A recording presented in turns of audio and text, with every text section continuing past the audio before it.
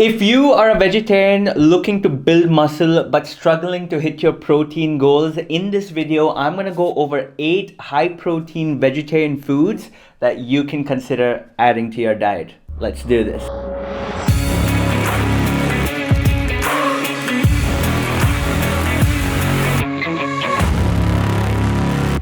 Hey, what is going on, guys? Welcome back to the channel. Today is another video for all my vegetarian friends. Even though I say it all the time that you can hit your protein goals and make all kinds of gains as a vegetarian, I still get messages like this. It just seems like nobody wants to believe me. So in this video, I'm gonna go over 8 high protein vegetarian foods that you can add to your diet that will help you hit your protein goals and in turn help you achieve those fitness goals. So if you are ready to get this video started, you know the drill. Go ahead, like the video, hit that subscribe button and hit that bell button next to it. And let's get started. First on the list, soya chunks. This definitely tops the list, guys. 100 grams of soya chunks has 52 grams of protein, which is incredible, and it's also one of the few high protein vegetarian sources that has a complete amino acid profile,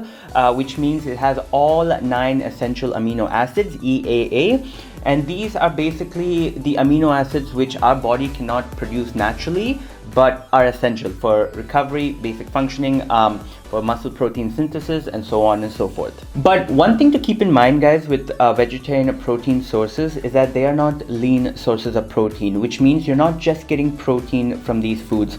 You are also either getting carbs or fats. And the same goes with soya chunks. While you are getting 52 grams of protein from 100 grams of soya chunks, you're also getting 33 grams of carbs. So keep that in mind. And also another thing is what a lot of people are worried about, especially men, is the estrogen that's in soya chunks. Don't worry about it. There's no scientific proof supporting this claim, but what I would recommend is just keep it to about 50 grams per day and you should be fine. Number 2 on the list is whey protein. Honestly, one of the best options for vegetarians. 1 scoop of whey protein has about 20 to 25 grams of protein based on the brand and the type.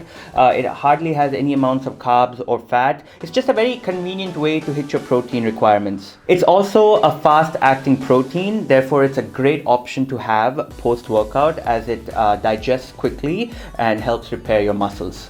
But Vatsa, I heard protein powder is bad for you. No! Stop it! Just stop! It's just protein in powder form and it's a convenient way to hit your protein goals. So highly recommend it, but just make sure you buy high quality ones from reputed brands. Next on the list is paneer. Another good source of protein, guys. 100 grams of paneer has about 18 to 22 grams of protein based on the brand you go with. It's also rich in calcium, vitamin D, and potassium. But be a little careful with paneer if your goal is losing weight specifically, because it also has equal amounts of fat, so it's a bit high in calories, so just keep that in mind, but apart from that, it's great.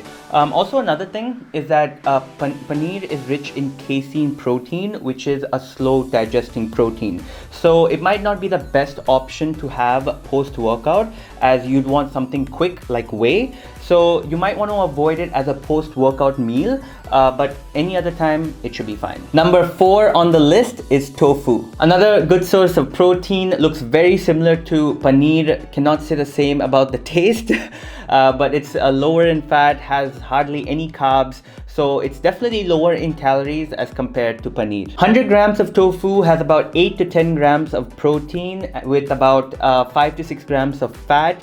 It also has all the 9 essential amino acids your body requires, but again, keep in mind it is a soy-based product, so do have it in moderation. Number 5 on the list are Indian staples, legumes and lentils. So your green moong, rajma, chana dal, moong dal, chickpeas, lobia, all of it, great source of protein, guys. They are by far the most versatile foods, guys. They are typically low in fat, they are high in carbs, high in fiber, high in potassium, iron and magnesium. 100 grams of it is roughly 20 to 24 grams of protein based on what you choose.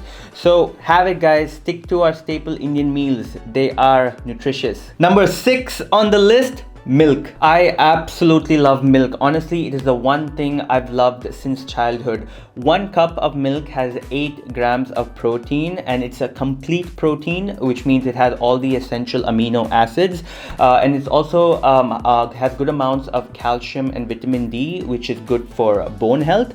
I usually go with the fat-free version because I'm getting the same amount of protein for half the calories. Number 7 on the list is Greek yogurt. Another favorite of mine, guys. I have it all the time. If you see any of my diet videos, you'll always find Greek yogurt in it. It's usually paired with the fruit. But yeah, it's a really good source of protein. It contains about 8 to 10 grams of protein per 100 gram serving. One that's quite popular in India is called epigamia. I have tried it myself and it tastes pretty good. But apart from that, if you are in the States, my go-to Greek yogurts are Dan Enlightened Fit Greek yogurt, and the other one is Oikos 000. And finally, number 8 on the list are nuts and nut butters. Now, I was a little hesitant to add this onto the list, which is why it's the last one on my list. Is because nuts, mainly peanuts and almonds, and nut butters like peanut butter and almond butter, are more fat dominant than protein. For example, 1 tablespoon of peanut butter contains 4 grams of protein, but it also contains 8 grams of fat. Likewise, 100 grams of peanuts contains 26 grams of protein, but it also contains 49 grams of fat. So I wouldn't be totally dependent on nuts and nut butters to hit my protein requirements, but hey, they are good for you. You should have them in your diet. So just be aware that they are not technically protein sources, but you are getting some or moderate amounts of protein from them as well. And with that, guys, we come to the end of this video. I have made plenty of sample vegetarian diets showing you how easily you can hit your protein goals, and each and every meal consists of at least one of these foods, if not more. So it all comes down to knowing what foods are high in what macronutrient, so that you kind of play around until you hit your daily requirements. Ending it here. I hope you enjoyed the video. I hope you found it helpful. If you did, go ahead, like the video, subscribe to the channel, and until next time, guys, you take care, you stay safe, and I will see you in the next video.